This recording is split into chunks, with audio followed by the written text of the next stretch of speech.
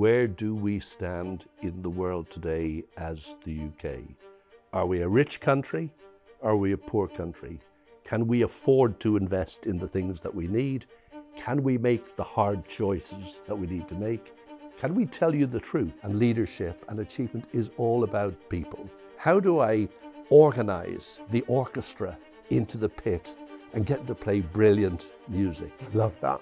It's all about conducting the orchestra. And that's transferable. If I walked into a boardroom today and it wasn't at least 50% female, I'd think I was on the wrong planet. If there weren't 2 or 3 people of color, I'd say this is a backward company. It's only 20 years ago that it was normal to have boards and leadership teams predominantly male. So that's progress, right? I think we should be hugely proud of what we've achieved in this country. But it's a bit like being really proud of your children. If they're getting a C and they should get an A, you want them to get an A. And I think that's how I feel about the UK. We have one of the best hands of cards of any country on planet Earth. But we have to play them better.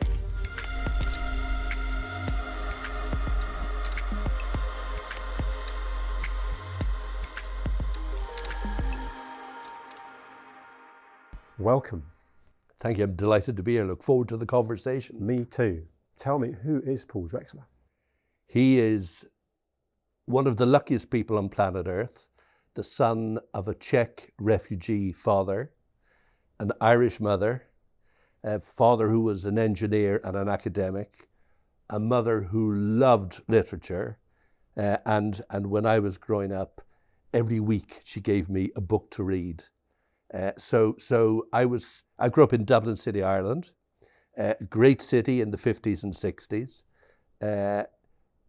So much about it to love. Probably the best time, and what had a big influence on me, was being the son of a refugee who lost most of his family in the war. Has had no doubt a big impact on me in my life. And then the love of parents, and I was a minority from birth. I had 3 sisters, but I dealt with that, okay, survived it.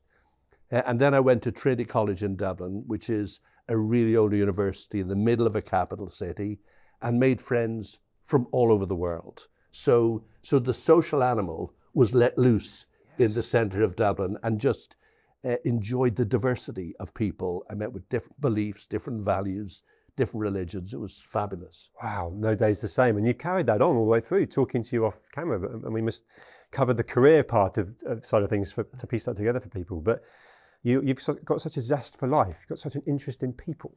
If you are the son of somebody who, but for the space of 1 week, would never have lived, you start life being incredibly grateful for the fact I'm alive. I've been able to build the most fabulous family with a wife from Cork, 3 wonderful children who I neglected too much when they were young, but they are everything in my life today.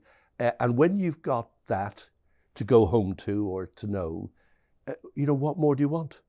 So, love of family, and then the joy of solving problems with people. Yes. I studied engineering.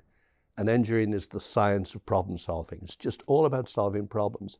And my whole life, I'm like a magnet for problems. And I love solving them, and I love helping people to solve problems. So, I'm at a stage where I'm not the best person to have on the field, but I'm pretty good on the sideline. Makes you super interesting and a really good person as well. I imagine, people coming to you with a problem, or you looking in to solve a problem, are so welcome to have you there, because the passion you've got for it and the desire to make a good outcome. Well, I think that's a nice thing to think of oneself, but I lived in Brazil for 2 years, where inflation was 30% a month. It was one of the most interesting countries in the world. I love the people, but when inflation is 30% a month, you have to make decisions very fast. You have to communicate very fast. And then I went to the USA, which is all about just doing. It's all action, action, action. So I developed the fine art of communicating very quickly. And then I worked in Holland for 5 years, which is possibly the most direct country on planet Earth. So whilst many people might enjoy working with me, I can be super succinct, even though I'm Irish, and very direct. Yes, but isn't that what people want in leadership? And should we bring that in now? Because I'd love to open up this piece, but making decisions, needing to make decisions fast, where procrastination and lack of decisions is something that, certainly in the UK right now, we're suffering from. And can we bring in your career, almost maybe in a reverse order, because anyone watching or listening, just what you've done, what you've accomplished? I'm so lucky. I started my first 10 years working on a big chemical factory in the northeast of England, in Teesside. I remember arriving at Billingham train station and wondering, what have I done? This is the end of the world. And I had the best 10 years working with people, all shop floor people, hundreds of them. They were fabulous people, doing everything from rigging to fitting to boiler making to plumbing, all the skills to make a chemical plant work. And a chemical plant is just like getting a motor car MOT'd. You've got to do the same thing, but at a very different scale. So I started on the shop floor with trade unions, trying to improve productivity, trying to change working practices. So I learned how to influence people that initially they didn't want to do. So it was, and in those days when I worked at ICI, it was a great company for training and developing people. We invested lots of money in helping people to grow and develop, something we might come back to. But sure, training and development is so important. So I did 10 years on the shop floor, but I always had an eye to wanting to be a boss, wanting to be a leader, wanting to be a CEO. So I went into commercial world, doing international business. I then moved to Brazil, as I said, for 2 years, running the company in Latin America, but having to split it into two. One part became AstraZeneca. But the thing to go to another country with your family, 3 young kids, and when I said to Wendy, my wife, great opportunity, great job, Brazil, she said, let me give you 20 reasons why we're not going to go to Brazil. One of which was it was known to be very violent, more by reputation than reality. I loved it there and we never had any problem. But it had this reputation for violence. It had a reputation for kidnapping CEOs, and I was the equivalent CEO out there. So she wasn't too enthusiastic, but we did go out there, had a fabulous time, loved the people, but I learned how to manage a team of people from all over the world, different cultures, different ways of thinking. I was, I think, so fortunate. And then I went from there to the USA to run a number of businesses and learned another way of doing business and a very different culture. And in my experience, business and leadership and achievement is all about people. It's about how do I organize the orchestra into the pit and get to play brilliant music. I love that. It's just, and whether you're chairing a board in a boardroom or managing a turnaround on a chemical factory, it's all about conducting the orchestra. And that's transferable. You are so multifaceted. You've experienced multi-cultures. And then I guess all these experiences led you to becoming a much better leader yourself. Well, I haven't stopped learning. I still make mistakes. I still get stuff wrong. I still upset people, but I'm normally trying to do good. So we lived in Brazil. At that stage, I had 3 children. My eldest son, Mark, who now lives in the USA, he was 14 and I think he was in school number 7. And my wife said, I think it's time we move somewhere in the world where our children stay in the same school and you go off and travel. So we came to London when my kids were young teens to older teens. And quickly thereafter, I ended up taking a job in the Netherlands, running a worldwide business that made flavors and fragrances. Totally different business, very international. All of that's about leadership. It's all about listening. I used to go to Japan. I love doing business in Japan. The people are so nice, but they're so different.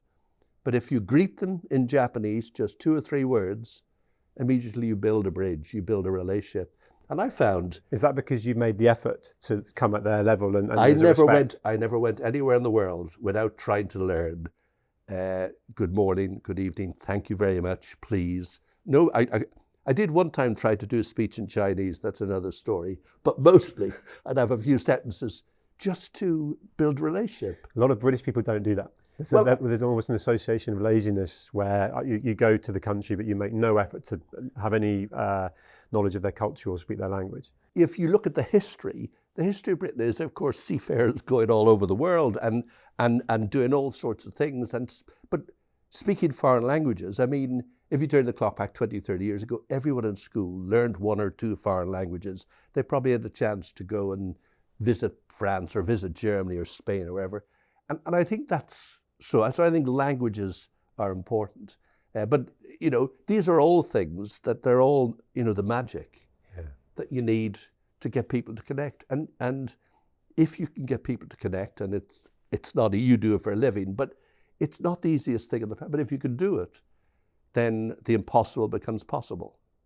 But if you don't, so anyway, that was the career. I eventually ended up on the ICI board in interest at a time when 12 or 14 people in the boardroom, they were all male. If I walked into a boardroom today and it wasn't at least 50% female, I'd think I was on the wrong planet. If there weren't 2 or 3 people of color, I'd say this is a backward company. It's only 20 years ago that it was normal to have boards and leadership teams predominantly male. So that's progress, right?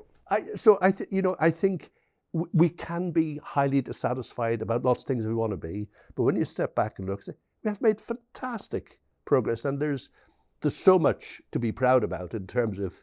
I think we can be hugely proud of what we've achieved in this country, but it's a bit like being really proud of your children. If they're getting a C and they should get an A, you want them to get an A. And I think that's how I feel about the UK. We have one of the best hands of cards of any country on planet Earth, but we have to play them better. So that's one part of my life in business, and then 2 family-owned businesses that were 4th and 7th generation family businesses. Very different world, but some things we might talk about. And then I sort of transitioned into, because I have this mouth, into business organizations and making the case for business in things like the CBI, BusinessLDN. For anyone watching or listening, what's the CBI? The Confederation of British Industry brings together the most senior business voices, most influential in the UK, and you're trying to influence government, so government makes the right decisions so you can grow the economy.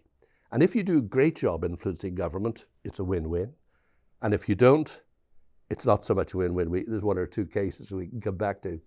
So I had a stream of things which was about, and still to this day, I do the Society of Chemical Industry, which is all about science and innovation.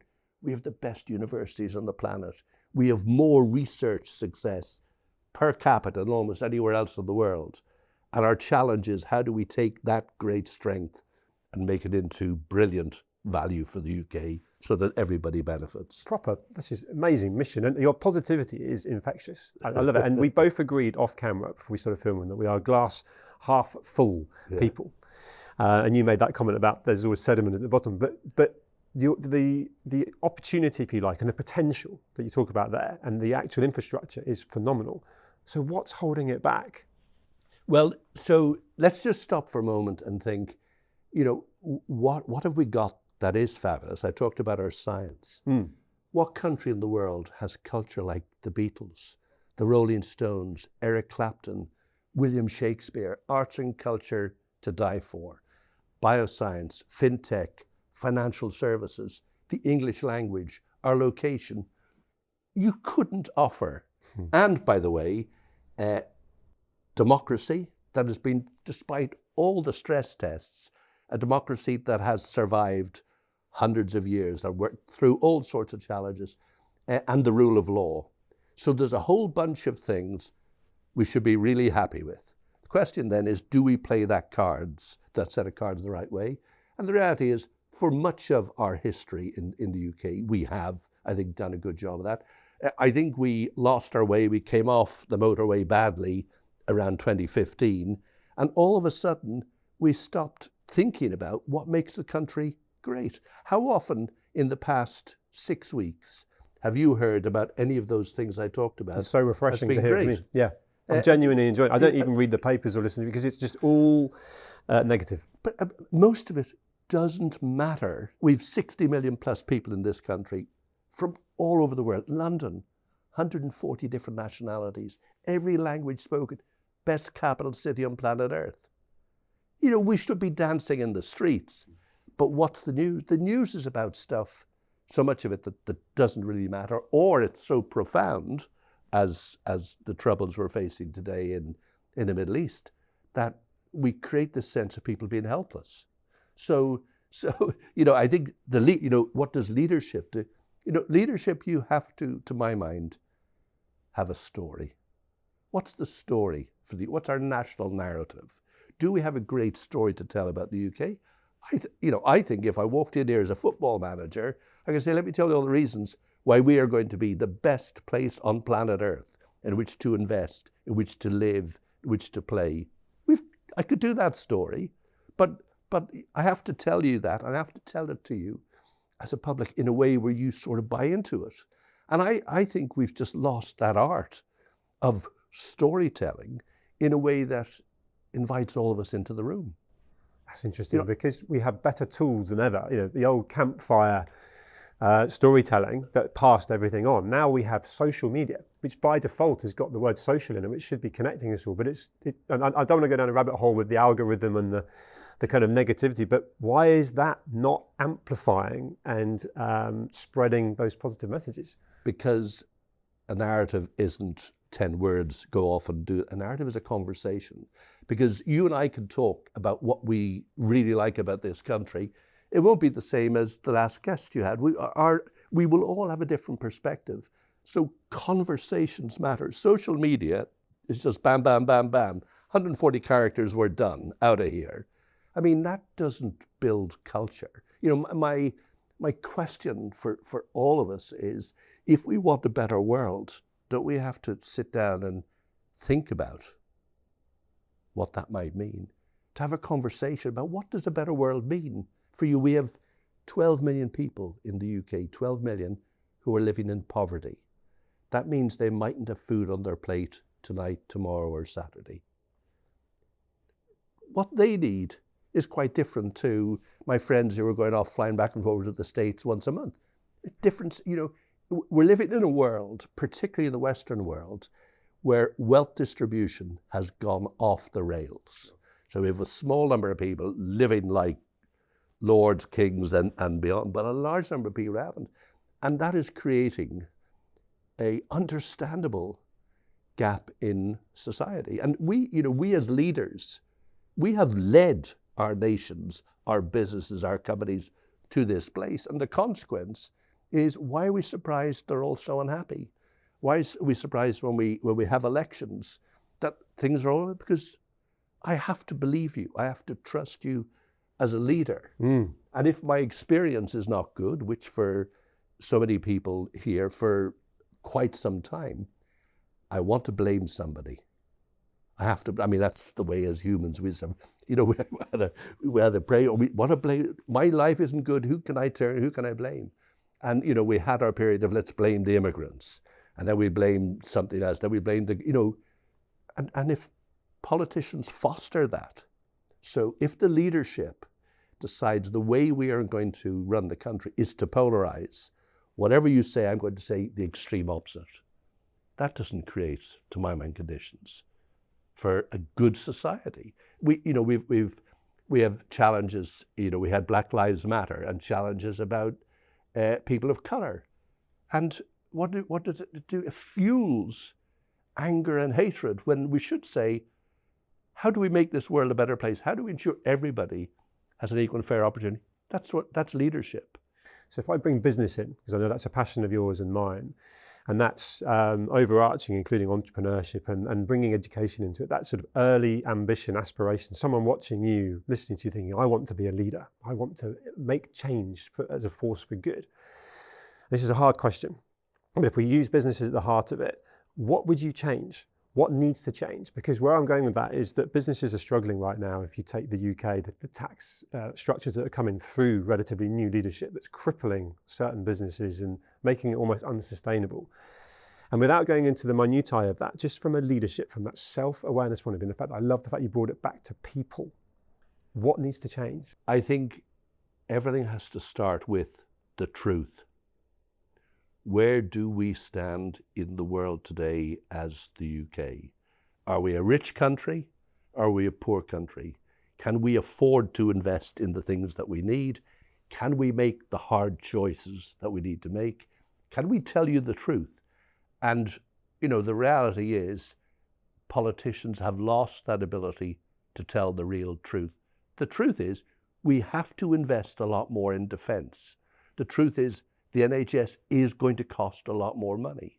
The truth is we have underinvested in our infrastructure for 15 or 20 years. You have to start with the truth and then say there are consequences. And we have policy choices about how we deal with those things. From a business point of view, the good thing for most businesses is we have choice. I can invest in the UK. I can invest in Ireland. I can invest in Singapore or Japan or wherever, India. There's competition for my capital as a business. So businesses at the end of the day will look, they'll scan the horizon and they'll say, where is the best place to grow and develop my business? And every business is different. There isn't a standard answer. Some businesses, if you run a restaurant in London, exporting to India is not going to be the first thing on your priorities, just surviving that business. So in every policy choice that's made, it's got different implications for business. Sure. But successful business people, they're all great survivors. They're all great adapters. And no matter what you throw at most CEOs, they will sit down, have a look at it and say, God, that's really bad. How are we going to deal with it? They won't spend an awful lot of time. They will make noise, but they won't spend a lot of time saying how bad it all is, because it's happened. They don't dwell on it. Somebody's just put goes back to the problem solving, doesn't it? It goes back to the engineering mindset. Just get on with it. Yes. You know, you're not going to grow your business by moaning about whoever is in government. You're going to grow your business by saying, they've just put that roadblock in.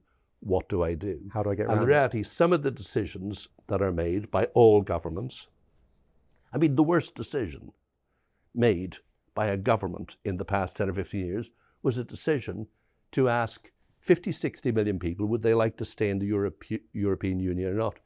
I mean, that was a decision, not the smartest decision, and it had profound consequences. Today, this country is poor to the tune of £240 billion because of that decision. That's more than it costs to pay for the NHS. So to sit now, did all the companies die? No, they didn't. But we've had 15% less per annum invested into the UK, 12 to 15. We've had about 15% less exports from the UK. There's a consequence. So, businesses do adapt. Sure. And entrepreneurs adapt, and that's what makes business so much fun. That the ability to make decisions in the moment and stand by them is a key thing I've learned from conversations like this. I feel like you're going to agree with me on that one. And I just wondered if I can elaborate on that. That's kind of almost like asking you what values you appreciate the most in leadership. Whether it's been your own experience of being around other people where, rightly or wrongly, at the time, that stood out as proper values. To me, it is all about people. And it starts with truth and integrity. Do you bring those values to the table? And then it is, do you bring the right mix of values? So I had the pleasure of being chief executive of one of the UK's oldest private family businesses. It was in construction and property. What's it called? The Waits Group. Of course. Fabulous family, 4 generations. And in that business, when I asked them, what do they want? Their answer was, we want to hand over a bigger, better business to the next generation of the family. That's legacy. And it was not just legacy for the business. They also had 2 family foundations that gave a percentage of the profits to causes that they cared about, ingrained into their family values. Those are the sort of things that matter. What sort, as a business, I have to be clear on what's my purpose, what's the role of our business, and do we matter to society? Well, every business, they have a shop or a factory or something where there's people who live around them. Those people matter. So I think you have to have a care for society if you're a business. Brilliant. And lastly, the thing, one of the most influential moments in my life was when my older sister, Anne, who at the time was about 14 or 15, maybe 16, had a party. And she had a bunch of students in our house in Dublin. And there was this guy who was Indian sitting on the stairs. And I was about 12 or 13 at the time. And I walked up, we started talking, and he was a South African Indian. And he told me about apartheid. And the more he talked to me, the more, how could we possibly live in a world where your possibilities and mine are different just because of the color of our skin? And because apartheid was such a vivid inequality, injustice, it sort of stopped me to think about the world. And of course, if I continue the story, President Nelson Mandela, one of the greatest leaders ever walked. If I could ever do an interview of a leader like he, I'd have Nelson Mandela here. I'd parallel that. The Long Walk to Freedom is the book of his, but he said, education is the most powerful weapon with which to change the world. And as a business, you have to see that educating and developing people, whether the kids in school who will be coming into your business or people in your company, education is the best investment you could ever make. And if you said, how do we make Great Britain even greater? I'd say, ask yourself the question, does every school in the country have the best school principal who will lead that? I've never been to a bad school with a great school principal. Never. Leadership comes from the top. I had the pleasure of chairing a charity called Teach First, which was recruiting university graduates to teach them how to lead and teach in classrooms in the most disadvantaged poor schools in the country, all around the country. We recruited, when I finished, about 1,800 brilliant young people, 21, 22-year-old, and they would go. And in classrooms, they would teach. They would change the course of the river for every child in the room. So to my mind, the most important leadership role in the country is that teacher in the classroom, from preschool all the way through, because they can have a profound, home really matters, but teachers, I think we don't think enough about the power they have and their willingness and their commitment and dedication, and they're not paid fantastically, but my gosh, do they shape the future of a country? And then when you look as an employer, what do I want to do? I want to recruit the best possible people. If I'm an international business, I want to recruit the best possible people from around the world. Italians, Swiss Americans, wherever they come from. As long as I have the best people for my business, I'll do it and make it a success. So hope that answered the question. I think at the core of this, the values question is what do we believe in? Yes. Can I humanize you? Because you're so interesting to listen to. What's your purpose right now, personally, as Paul? I've spent my life learning in the world of business. I've spent a large part of my life thinking about business as a force for good, and how can we have a positive force in society? And then I've spent a big chunk of my life thinking about how does business influence government successfully.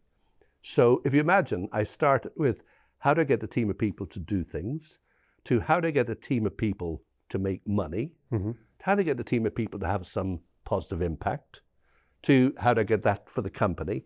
And now most of my work is trying to think of it, how do I use what I have learned to help us to make the UK more successful? I do that in a role as an advisor in government, as a non-exec director.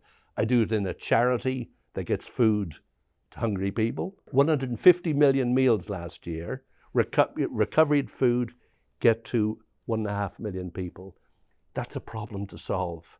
It's a problem we can solve. So, today I'm interested in some of the things we can do to liberate the best possible opportunity. And why is that? Because I grew up in the 60s, 70s, 80s, the best decades for hundreds of years. And every time you looked forward, the future was better.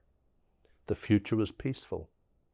If you look at young people, you had a good run at it, but if you now look at your children and younger people, are they facing into better economic possibilities, better chance of buying a house? Are they facing into better consequence of climate change?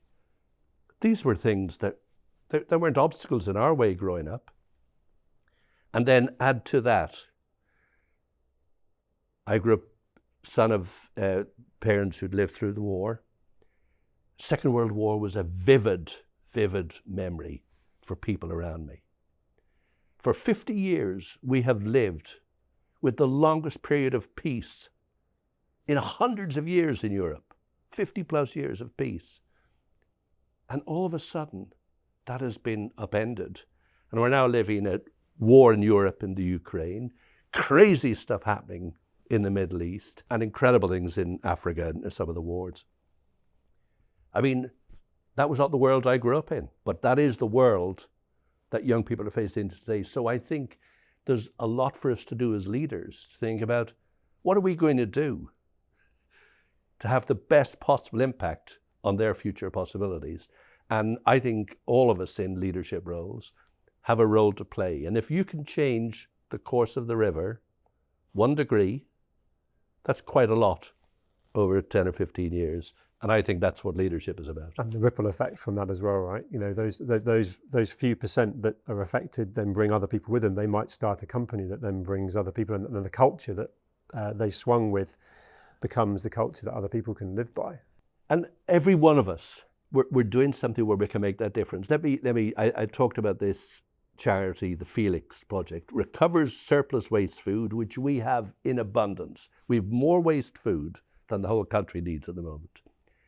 We get that to hungry people. If you can imagine a young child in a classroom who hasn't had breakfast, they're not going to learn. They're not going to learn, they're not going to develop their skills. They'll develop their skills, they don't get a job. If they don't get a job, they become a problem in the NHS and the welfare system. You know, this stuff is all connected. So if everyone can make a little bit of difference wherever they are on the chessboard, you can be more optimistic. But if we want to be spectators and not comment, we take the consequences. Yeah, I'd love to ask you, I mean, this conversation piques an interest that for me could go into a whole new level of conversation we won't have time for, because this crisis of identity in young lads in particular that's been highlighted by the Centre for Social Justice, the Lost Boys report. I don't know how aware of this you are, and the manosphere that is social media, negative algorithm influences. And so many kids are growing up not sure of who they are or what they can achieve, what they can do. And then there's you here, inspiration, almost like leading from the front, championing the fact that there's great opportunity to lead into. And I just wonder how much of this is kind of a mindset, if you like, and then how much of it can be influenced by people in a position of leadership. And let's take that to school level, teachers watching, listening, bosses and businesses thinking, actually, you know, if I change how I am doing what I'm doing, the ripple effect is huge, but they may not actually realize that because they're all feeling underpaid, overworked, and sort of dwelling on their own issues. Look, I'm going to separate out two things for a moment. I think there are immense challenges for young people. Some are extreme. If you are living in extreme poverty and you're sharing a bedroom with 6 other kids and you can't do your homework and you can't learn and you can't get any work experience delivering newspapers or anything, that's not a life that's going to fill you full of joy and confidence. So there's all sorts of different challenges in front of children. And I think that's one place you have to start, which is how do we help address some of this stuff? Now, my view is there's only 2 magic ingredients. The first is brilliant, loving parents. Without that, you're carrying a weight on your back as a child, and the next is a fabulous teacher in school. You get both of those as a young person, you're off to the races. But if either of those are diminished in terms of the quality of potential, your opportunities are less. So what can we do? Well, I think this starts with leadership. It starts with leadership of the nation. What's the story for this country? And are you going to lift me up or put me down? Well, I think the world, for all sorts of reasons, we've just stopped telling the stories that lift people up. So it has to start there. But then in a business, the one thing I know in business, the better my people feel, the prouder they are of where they work, the more they care about the success of the business and its impact, the job is done. You just sit back and enjoy the ride as a CEO. And the one thing I've found over and over again, two ingredients. The first, people in companies really care about the impact of their product and services on the world, on society, on the local community. Employees do care. And if they see that what you're doing is good and positive, they're proud and they'll tell their mates, let me tell you who I'm working for. And if they're not, that's a different deal. The more proud they are, the more motivated, the more productive, the better they work. The second thing, the easiest gift on planet Earth. John, you've done a great job. Thank you very much. Small number of words, but what's the cost of kindness? What's the cost of recognition? Nothing. And you know, I remember, I still have at home letters from managers from my growing up days, handwritten note, Paul, you did a really great job. Thank you for or congratulations on the demerger of the company in Latin America, from a director of the company who wrote me as an executive, handwritten letter to say, well done and thank you. I mean, how much did that cost? I'm imagining people watching, listening to this that have interacted with you where you've passed that on as well. I mean, I'm grinning now, sitting here, feeling empowered by you. I feel like we could go and climb a mountain together now. That's a skill. And it's coming across in a flowing conversation that has no agenda, if you like. We're not doing a business deal here, but you, with purpose and passion behind a business deal, must be formidable. You know, and I'm paying you that compliment, but without you needing to necessarily say anything back to me, I want to say that to you because it's a skill that you've learned. And I love the fact that it's come from people that have complimented and been kind to you along the way. Well, I think you would be massively overrating me, but I would say anything I ever achieved, I achieved sitting in the back of the bus while the people were driving it. It's the team that does stuff. You know, if you create the message, the goals, whatever, and you do people do. I don't know. I can't think of. I can take responsibility for things that went wrong, but actually the success is all about people in the team. And you know, if you look at it, you go into a restaurant. If the waiter or waitress is great for you, the food tastes better. Yes. You know, it's all about. And if you help people understand what their role is, what the purpose is. I was traveling back from over to Prague last Thursday night, and one of the steward came up to me and said, Mr. Drechsler, thank you very much, because I've done a few miles with him. He just said, I want to thank you very much for flying British Airways. I mean, he didn't have to do that. No. They used to do that 20 years ago. I was going to say, yeah. But, you know, just that act of thank you. I mean, did I feel better about them? Absolutely. You know, if they'd said afterwards, was the flight late or not, I can't remember. I can remember him saying, it's how he made you feel. Exactly. Yeah. I have a final question for you. What is your definition of success? I think I mentioned I worked in Holland for 5 years. For 5 years, I left home every Sunday or Monday and returned on Friday. And during the week, I went somewhere in the world, 5 years, always traveling. And I left behind my children as teenagers. So for 5 years, I was neglectful. I loved my work. I loved all I was doing. And I loved my kids. But as far as I was concerned, Monday to Friday was work. And I went off. And success is if you can make mistakes or do things you later, and then say, how did it all turn out? I am the luckiest person on planet Earth. I've got 3 children. The best conversations I ever have today or with my children who are trying to solve some problem or other, and they say, Dad, what do you think? And I'm looking saying, you don't really want to know, but they're fabulous. I mean, it's a joy. And that to me, you know, success ultimately is about, you know, making people have a, you know, just see people happy and joyful, and, you know, they're all healthy, they're all doing what they want to do in life, and they're companions. I just, you know, if I go off on vacation and I say, I'm just going somewhere, and I say, are you sure you want to go just yourself and the mother, just two of you? Would you not like some company? I mean, to be able to get your children to go on holiday with you when they're 40, that's not a bad result. I'd say that's success. That's what success. You are so inspiring. I feel lifted after this conversation. I really do. Okay. You're like some kind of a tonic. I feel topped up. I really mean that. That's all credit to you. You've led the conversation. I've just followed. I've just so enjoyed listening to you. And I hope, yeah, if you've enjoyed it, I can't tell you how much I've enjoyed it. And thank you. Great pleasure. Really enjoyed meeting you. Thank you so much.